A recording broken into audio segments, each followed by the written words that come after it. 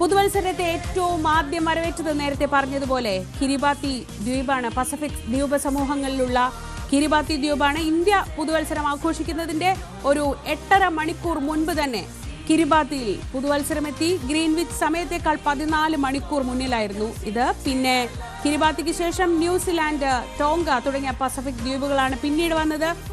Fiji, Russia, Japan, ദക്ഷിണ Korea, China, Malaysia, Singapore, Hong Kong, Philippines തുടങ്ങിയ രാജ്യങ്ങൾ പിന്നീട് പുതുവത്സരത്തെ വരവേറ്റു. വലിയ രീതിയിലുള്ള ആഘോഷങ്ങളോടെ സിഡ്നിയും ഓസ്ട്രേലിയയിലെ സിഡ്നിയിലുള്ള ഏറ്റവും പ്രശസ്തമായ കരിമരുന്ന് പ്രയോഗങ്ങളോടെയൊക്കെ സിഡ്നി വരവേറ്റു. അത് കഴിഞ്ഞിപ്പോൾ ഇനി നമ്മുടെ സമയമാണ്. നമ്മളും നവവത്സരത്തെ വരവേൽക്കാൻ ഒരുങ്ങുന്നു. കേരളത്തിൽ കോവളം, വർക്കല, ഫോർട്ട് കൊച്ചി, കോഴിക്കോട് തുടങ്ങിയ ബീച്ചുകൾ കേന്ദ്രീകരിച്ചും ഒക്കെ വലിയ രീതിയിലുള്ള ആഘോഷങ്ങൾ. അതല്ലാതെ തന്നെ നഗരങ്ങളിൽ പ്രത്യേക ഹോട്ടലുകളിൽ DJ പാർട്ടി, അങ്ങനെ ഓരോ കൂട്ടായ്മകളും ചേർന്ന് ചിലപ്പോൾ വീടിനകത്തായിരിക്കും നിങ്ങളുടെ ആഘോഷം.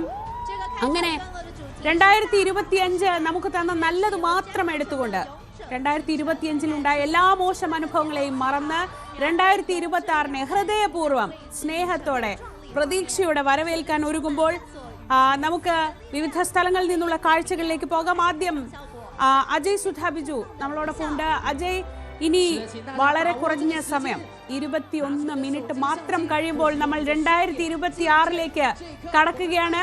ലോകത്തിന്റെ പല ഭാഗങ്ങളിലും പുതുവത്സരം എത്തിക്കഴിഞ്ഞു. ഇനി നമ്മൾ കാത്തിരിക്കുന്ന സമയമാണ്. അപ്പോഴും എങ്ങനെയൊക്കെയാണ് ലോകം പുതുവത്സരത്തെ വരവേറ്റതെന്ന് അറിയുന്നത് കൗതുകമാണ്. എങ്ങനെയൊക്കെയായിരുന്നു ആഘോഷങ്ങൾ? തീർച്ചയായിട്ടും ശ്രീജ, വളരെ അധികം എക്സൈറ്റ്മെൻറ്റോടെ, പുതിയ പ്രതീക്ഷകളോടെ 2026 നമുക്ക് മുന്നിലേക്ക് കടന്നു വന്നുകൊണ്ടിരിക്കുകയാണ്. പോയ വർഷത്തെ സങ്കടങ്ങളും അതുപോലെ തന്നെ സന്തോഷങ്ങളും എല്ലാം ഒരിക്കൽ കൂടി ഓർത്തുകൊണ്ട്, അവയെല്ലാം ഒന്ന് സ്മരിച്ചുകൊണ്ട്, കഴിഞ്ഞ വർഷം തന്ന പാഠങ്ങളിൽ നിന്ന് പുതിയ ഒരു മനസ്സിന് ഒരു ഊർജ്ജം നൽകുന്ന കാര്യങ്ങൾ അതെല്ലാം ഓർത്തുകൊണ്ടാണ് 2026-ലേക്ക് കടക്കുന്നത്. ഈ വർഷം ആദ്യം പുതുവത്സരം ആഘോഷിച്ച കിരിബാത്തി ദ്വീപ് തന്നെ വലിയൊരു ഓർമ്മപ്പെടുത്തലാണ്. കിരിബാത്തി ദ്വീപ് അത് പസഫിക് സമുദ്രത്തിൽ സ്ഥിതി ചെയ്യുന്നൊരു ദ്വീപാണ്. നമുക്കറിയാം, ഇതിൻ്റെ ഭൂമിയുടെ ഉത്തര ധ്രുവവും ദക്ഷിണ ധ്രുവവുമായി ഏകദാണ്ട് 4000 കിലോമീറ്റർ ഡിസ്റ്റൻസിലുള്ള ദ്വീപാണ്. ഇപ്പോൾ ഒരുപാട് വർഷം എല്ലാ വർഷവും കൂടിക്കൊണ്ടിരിക്കുന്ന ഈ കാലാവസ്ഥാ മാറ്റങ്ങളെല്ലാം കാരണം സമുദ്രനിരപ്പ് ഉയർന്നുകൊണ്ടിരിക്കുന്നതിൽ ഏറ്റവും കൂടുതൽ ഒരു ഭീഷണി അനുഭവിക്കുന്ന രാജ്യം, ഒരു ദ്വീപ് സമൂഹം കൂടിയാണ് കിരിബാത്തി ദ്വീപ് എന്ന് പറയുന്നത്. 1,16,000 പേരാണ് ഇവിടെ താമസിക്കുന്നത്. ഇവരിൽ പലരും ഇവിടെ നിന്ന് പലായനം ചെയ്ത് ഓസ്ട്രേലിയയിലും അതുപോലെ തന്നെ ലോകത്തിൻ്റെ മറ്റ് ഭാഗങ്ങളിലും എല്ലാ വർഷവും പലായനം നടന്നുകൊണ്ടിരിക്കുകയാണ്. അപ്പോൾ ഇങ്ങനെ ഒരു രാജ്യം തന്നെ ഇല്ലാതായിക്കൊണ്ടിരിക്കുന്ന ഒരു അവസ്ഥ കൂടിയുണ്ട്. അപ്പോൾ ഈ ഒരു ലോകത്ത് എല്ലാ വർഷവും ആദ്യമായി ന്യൂ ഇയർ ആഘോഷിക്കുന്ന ഈ കിരിബാത്തി ദ്വീപ്, ആ ഒരു ദ്വീപിനെ സംരക്ഷിക്കണം എന്നൊരു കാര്യം കൂടി ഈ ഒരു ന്യൂ ഇയർ ആഘോഷിക്കുന്ന നിമിഷത്തിൽ നമുക്ക് ഓർത്തുകൊണ്ട് തന്നെ തുടങ്ങേണ്ട ഒരു കാര്യമുണ്ട്. അതുമാത്രമല്ല, എല്ലാ വർഷവും എൽനിനോ പ്രതിഭാസം, ഇപ്പോൾ അടുത്ത കുറേ വർഷങ്ങളായി എൽനിനോ പ്രതിഭാസം കാരണം ചൂട് അതുപോലെ തന്നെ മറ്റ് പ്രശ്നങ്ങൾ എല്ലാം ഉണ്ടായിരുന്നു. എന്നാൽ ഈ വർഷം ലാനിനോ പ്രതിഭാസം കാരണമുള്ള ഒരു തണുപ്പോടെയാണ് ഇപ്പോൾ ഈ വർഷത്തെ ഇന്ത്യ പുതുവർഷത്തെ വരവേൽക്കുന്നത്. അപ്പോൾ അത്തരം കാര്യങ്ങളുണ്ട്. ഈ ലാനിനോ പ്രതിഭാസം കാരണം ഇപ്പോൾ ഏറ്റവും അവസാനം വന്നുപോയ ഡിക്വ ചുഴലിക്കാറ്റ് അടക്കം നിരവധി പ്രകൃതി ദുരന്തങ്ങൾ ഉൾപ്പെടെ കടന്നുപോയ ഒരു വർഷം കൂടിയാണ് 2025 എന്ന് പറയുന്നത്.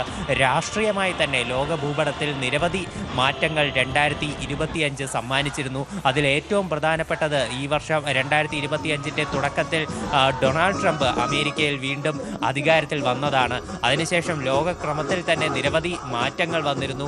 ഇന്ത്യക്ക് നേരെയുള്ള താരിഫ് ഭീഷണി, ആ താരിഫ് ഭീഷണി കാരണം ഇന്ത്യയും ചൈനയും തമ്മിലുള്ള ബന്ധം അത് വർഷങ്ങൾക്ക് ശേഷം 2020-ലെ ഒരു ബോർഡർ ടെൻഷൻസിനൊക്കെ ശേഷം ഇന്ത്യയും ചൈനയും തമ്മിലുള്ള ബന്ധം കുറച്ചുകൂടി നല്ല രീതിയിലാകുന്നത് ഈ വർഷമാണ്.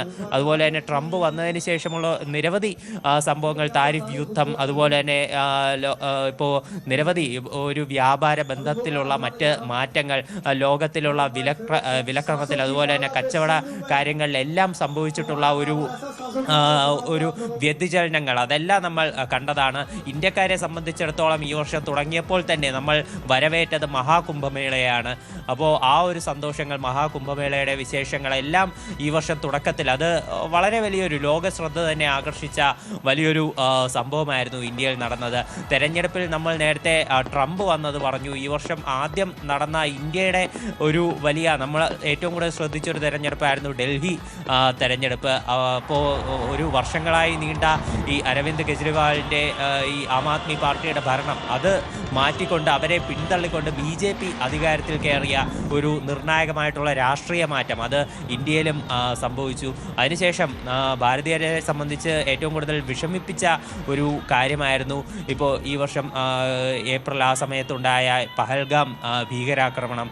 അന്ന് കൊല്ലപ്പെട്ട സാധാരണ വിനോദസഞ്ചാരികളായിട്ടുള്ള ആളുകൾ. അതിന് ദിവസങ്ങൾക്ക് ശേഷം ഇന്ത്യ അതിന് പകരം പാകിസ്ഥാനിലുള്ള, പ്രത്യേകിച്ച് പാകിസ്ഥാൻ ഒക്കുപ്പൈഡ് കശ്മീരിലും പാകിസ്ഥാനിലുമുള്ള ഭീകരവാദ കേന്ദ്രങ്ങളെ ലക്ഷ്യമാക്കി ഇന്ത്യ നടത്തിയ ഓപ്പറേഷൻ സിന്ദൂർ എന്നുള്ള ഒരു പ്രതികാരം അല്ലെങ്കിൽ ഒരു കൗണ്ടർ അറ്റാക്ക്, ഇതെല്ലാം ഈ വർഷം ഓർത്തിരിക്കേണ്ട കാര്യമാണ്. ഈ വർഷം ഏറ്റവും കൂടുതൽ ആശങ്ക ജനിപ്പിച്ച നിമിഷങ്ങളായിരുന്നു ആ പഹൽഗാം ആക്രമണവും അതിനെ സംബന്ധിച്ചുള്ള ഒരു സംഭവങ്ങളെന്ന് പറയുന്നത്. അതുപോലെ ഒരു വലിയ വേദനയായിട്ടുള്ളത് അഹമ്മദാബാദിലുള്ള വിമാന ദുരന്തമാണ്. നിരവധി പേരുടെ മരണത്തിന് ഇടയാക്കിയ ഇന്ത്യയിൽ നിർമ്മിക്കുന്ന ഇപ്പോൾ നിരവധി വിമാനങ്ങൾക്ക് ഉള്ള അതിൻ്റെ ഒരു സുരക്ഷിതത്വം അതിനെ തന്നെ ചോദ്യം ചെയ്യുന്ന വളരെ വലിയൊരു സംഭവമായിരുന്നു. ലോകത്ത് തന്നെ നിരവധി ചർച്ചകൾ വരുത്തിവെച്ച ഒരു കാര്യമായിരുന്നു. അതുപോലെ തന്നെ ഇന്ത്യയുടെ വനിതാ ക്രിക്കറ്റ് ലോകകപ്പ് ഇന്ത്യ ഈ വർഷം കരസ്ഥമാക്കുകയുണ്ടായി.